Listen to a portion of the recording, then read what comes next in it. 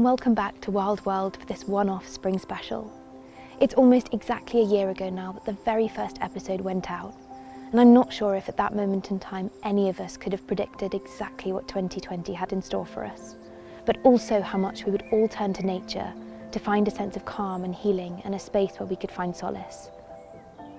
As the beginning of May marks the peak of the Dawn Chorus and we celebrated International Dawn Chorus Day, we're going to kick off today with a Birdsong Lesson with a Difference, where the lovely Lucy lets us into some of the secrets behind this incredible spring symphony. Over the past year, we've been learning lots of different individual birds, from the robin, wren and chaffinch to the blackbird and the song thrush. Now it's time to put those to the test as we are reaching the crescendo of the Dawn Chorus and all of these voices are coming together. We all know spring is the time of year our bird life gets down to business, pairing up, building a nest, laying eggs and raising young. And this is where birdsong comes in. Birdsong has evolved as an incredible means of avian communication. It's what birds use to say, "Hello, I'm an attractive partner," or "Oi, this is my patch, stay out." As spring provides warmer weather and more insect food, there's this mad rush where lots of our birds start singing at the same time. And as more birds return from their wintering grounds, perhaps in Africa, more voices get added to the mix. The result is a chorus of birdsong in late April and May. But why is it so early in the morning? Well, scientists have debated for a long time, but it's thought there are a number of reasons. Early morning is just too dark to search for food, and it's also easier to avoid predators. For me, there's not much more special than a dawn chorus. Dragging yourself out of bed is so worth it when you're surrounded by so much energy and activity. It's just magic. And it's also why I recommend learning birdsong to anyone who can. Being able to pick out different birds is like hearing the voice of a friend. It's been the most comforting and uplifting journey for me, helping me in tough times and in periods of low mental health. So keep listening out, keep connected and enjoy the magic of birdsong. In an effort to totally immerse himself in nature, biologist Ben Porter has designed a simple device that can amplify the sounds of nature in a way you might never have heard it before. So what I have here is a plant pot parabolic reflector, a simple device for capturing sound that channels the sound into the centre and amplifies it, where I have a recording device. And listen to the sort of recordings you can get. A few weeks ago we put a call out asking for people to try making their own plant pot parabolics, getting out on their doorstep and recording the Dawn Chorus. I have been blown away by some of the recordings that have been sent to us and the diversity of species and how different it is depending on where you are in the UK.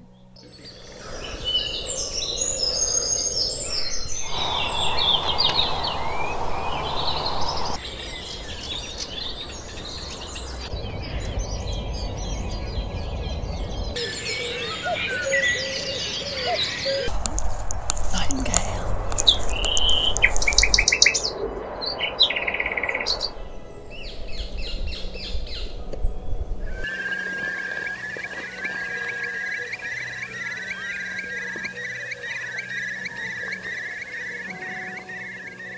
It's pretty incredible, right?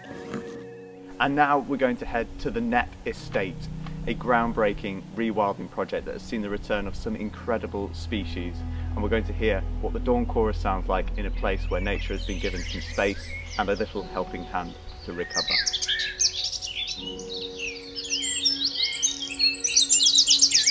The Dawn Chorus here at the Knepp Rewilding Project is something rather remarkable, and it's even better through the parabolic.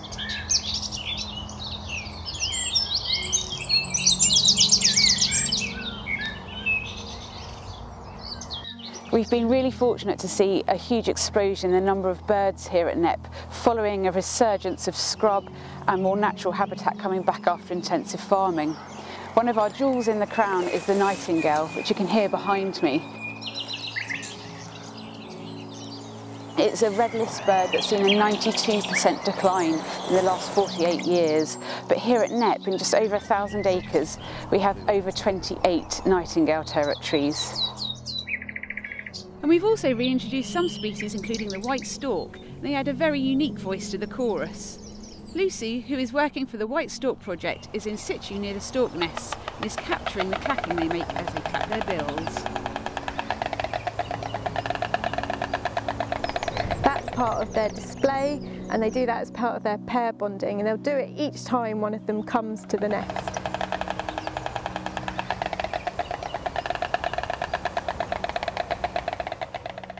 Last spring they had their first hatch, which was the first time storks bred in the UK in 400 years.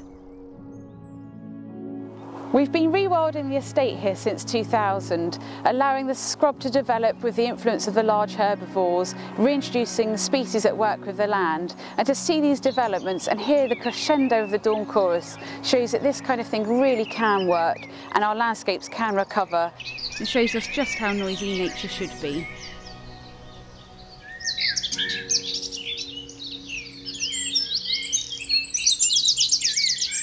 The Knepp Rewilding project is a hopeful demonstration of nature's ability to bounce back if we allow it the space and manage our land sympathetically. We now join Robbie Labanowski at a smaller scale rewilding project in Somerset, where nature has also found its way back in droves. Not so long ago, this area of land was agricultural farmland.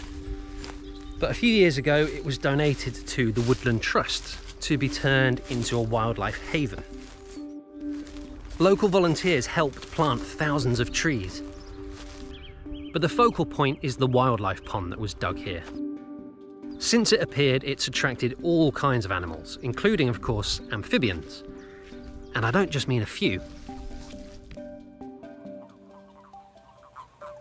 An epic sight in spring is the annual toad migration, when thousands of common toads return to the pond where they were born. These toads have travelled up to 2 kilometres to get back to this pond, and they all have one thing on their mind, and it's certainly not social distancing. Toads aren't as aquatic as frogs and spend most of their time on the land, but like all amphibians, they're still tied to the water in order to breed. Males aren't picky when it comes to choosing a mate, and will try to latch on to pretty much anything that moves, including my camera. The males also don't seem to be put off by the fact that a female may already have a partner, and a single female can attract a large following of eager males. They often form a mass of writhing bodies in these mating balls, as a group of males pile on top of a female, battling to be the one to fertilise her eggs and pass on his genes. But eventually there is a winner, and he attaches himself to a female, waiting for her to release a string of eggs, which he fertilises as they emerge.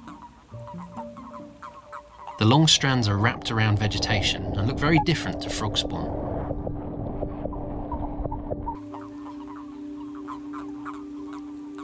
Although it may not look like it here, toads are actually declining across the UK, due in part to the loss of these precious breeding ponds, as well as disruption to migration routes.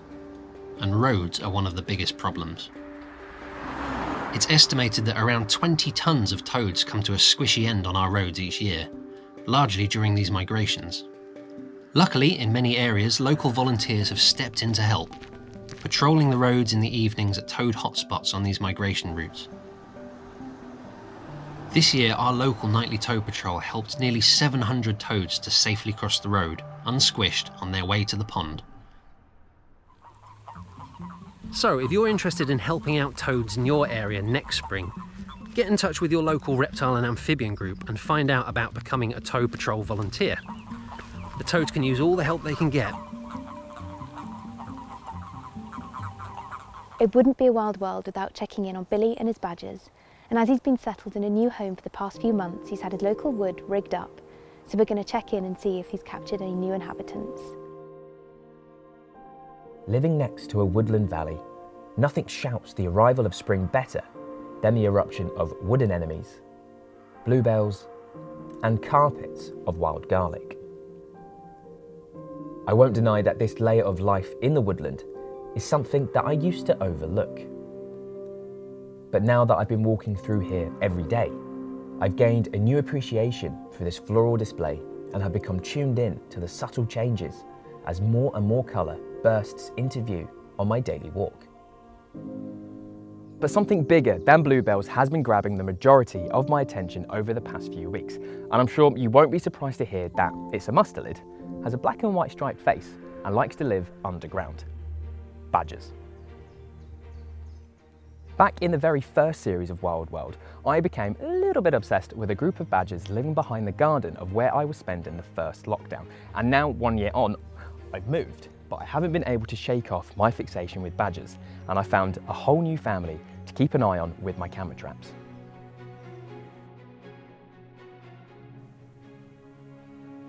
I've nicknamed my new neighbours the Badger Bank Clan, as they've built their set at the top of a steep, wooded garlic-covered slope, just a short walk from my house. In the first few weeks of spying on them, I noticed how much shyer this clan of country badgers are compared to those semi-urban, garden visiting badgers I grew so fond of last year. And they were only appearing above ground well after dark. But like all badgers, they've been grooming one another, spring cleaning their sleeping chamber bedding, and some individuals have even been play fighting and playing leapfrog right in front of my cameras. Who knew a badger would be so good at a roly-poly? And just like last year, I got very excited when I caught a glimpse of the first unsteady, bumbly footsteps of 3 badger cubs as they momentarily braved the world outside their set. It's early days for these young badgers, and I can't wait to see how they grow in confidence and overcome some of life's first challenges in the coming weeks. However, badgers across the UK are currently facing an uncertain future, and over the past few months the UK government have been discussing when to stop issuing licences for the badger cull. If the delay until 2022 goes ahead as proposed, then sadly we could see the death of 130,000 more badgers right here in the UK. You can find more information on how you can help stand up for badgers by visiting the Wildlife Trust's and Badger Trust website.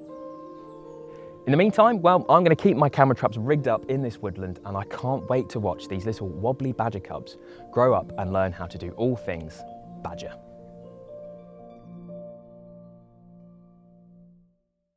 And from one Essex boy to another, we now join wildlife cameraman Chris Church, who's shining a light on the wilder side of Essex, as he's been revisiting childhood haunts while reconnecting to his local patch during lockdown.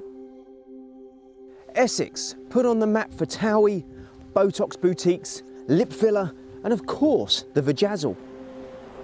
But peel away the glam and the facials, and what lies beneath is a county rich in green spaces, woodlands, waterways, stunning coastline, and some of the UK's richest wildlife.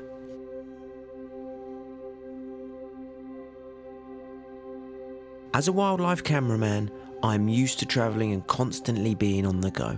But with the restrictions in place, I have been turning my camera on my local patch and reconnecting with the amazing wildlife right here on my doorstep. And now I have a family of my own, my wife and I want to encourage our children to have the same healthy enthusiasm we have. Me and the boys have been out with the camera traps to see exactly what wildlife we share our village with.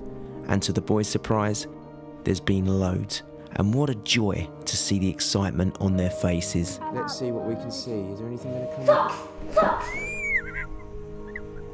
Through the winter months, I kept myself busy by observing the birds that brave the UK winters, feeding in the hedgerows, hunting over the fields, and capturing the big skies winter has to offer. Watching the subtle changes as the seasons pass has been a tonic. And now we're in spring, there's an explosion of life. And a small conservation area just behind my house is the perfect place to set up and see what wildlife decides to show. A wonderful looking fox emerges from the dense undergrowth. And as I go and set up by the river, an egret arrives, stirring up the water with one foot in order to stimulate its prey into breaking cover. And at his second attempt, he grabs himself a perch for lunch. Sitting here by the river feels really nostalgic because I used to fish this stretch growing up as a little boy. But now, reconnecting in a slightly different way, watching this beautiful little egret giving me a masterclass in how to fish, something I've never seen before, feels really, really special. The last year has taught me to appreciate the simple things, the wild things that are right here on my patch, and how important it is to share that with my family and encourage their connection and respect for the wild world that lies right here on our doorstep.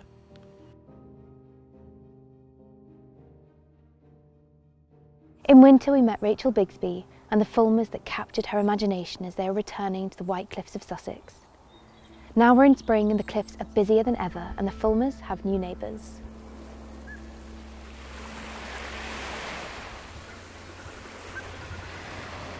Last time we visited the fulmars, they were just returning to their clifftop residence here in Sussex. But now we're back here in spring and the cliffs are busier than ever before, with breeding season in full swing.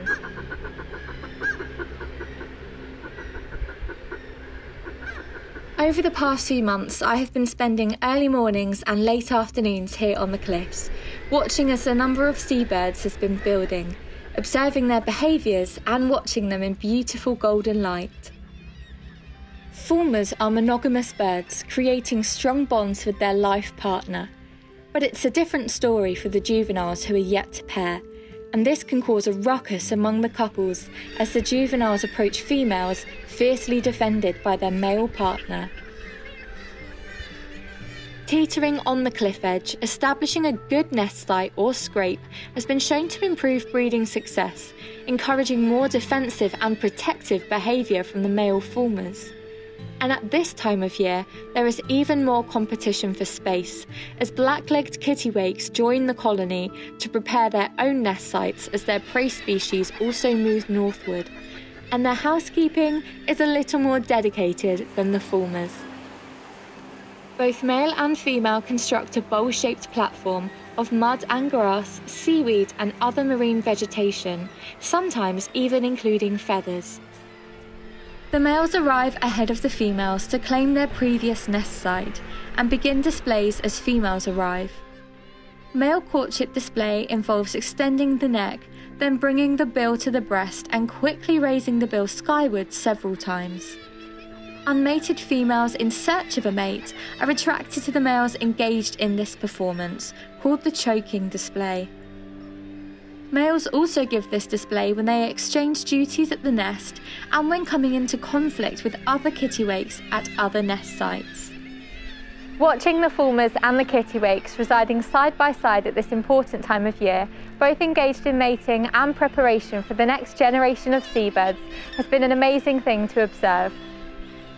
The cliffs quiet only a few months ago and now alive with the sound of seabirds and the hope that they will be joined by new arrivals as the egg laying and hatching begins over the next few months.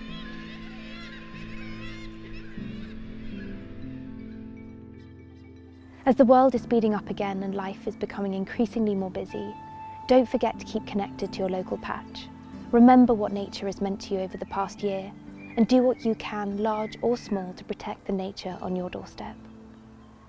We're going to finish today by heading to Sherwood Forest and joining young naturalist Indy Green, who's heading out to capture the often overlooked Dusk Chorus.